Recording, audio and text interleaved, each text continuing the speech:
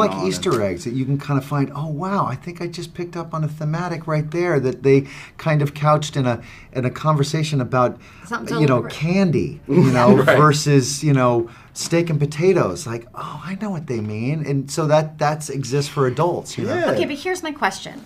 Is it, I mean, it's not propaganda. So it's got to be just that you happen to have this studio full of people who somehow understand the magic of like timeless storytelling.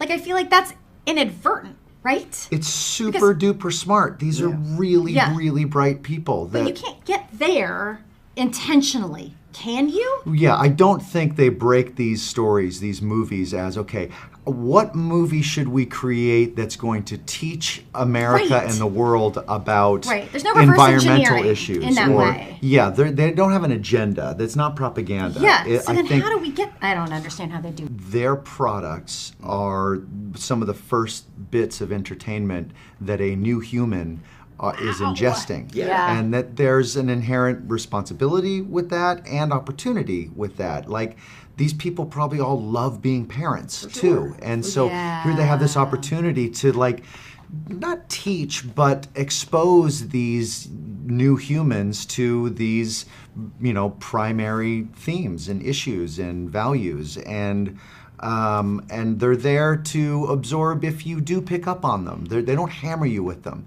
So it seems like a cool job. I just hope my kids are gracious listeners, and I hope they're grateful. I feel like those are like easy. That's like the low-hanging fruit here. That I feel like if in any situation they're like, Zootopia themes like flash through their minds. I hope that those are things that they can apply. Yeah, and I would hope that it would be somewhat immediate too. Like, you see this movie at night, and then you go to school the next day, and you're in and amongst a bunch of kids that you've been in the same classroom with them for days, months, years sometimes if you're a lifer in a certain school. And that kid that you never really kind of understood or took any interest in for one reason or another, now you just see them a little bit more. Right. Like, oh, that kid's different, and I didn't think was kind of my tribe, and now I feel like, oh, well, I'm going to talk to that person maybe a little bit more.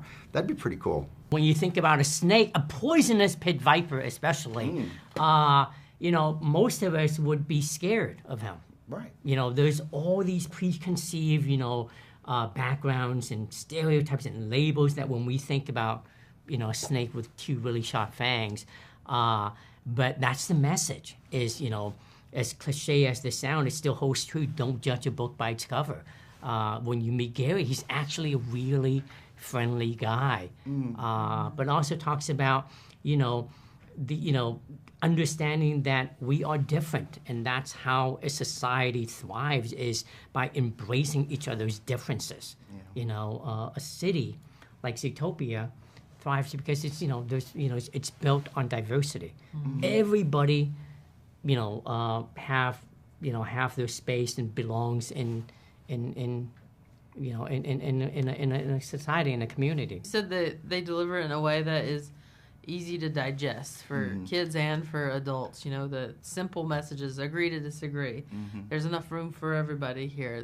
The world wasn't meant to be on one animal's shoulders. This all applies to current times. And then just being more open to each other, I think, is a lesson we need to have out there right now. And then with the relationship between Nick and Judy, just figuring out what you're bringing to the table in a partnership and relationship. I think it's cool to see them just spell it all out for everybody in very simple terms.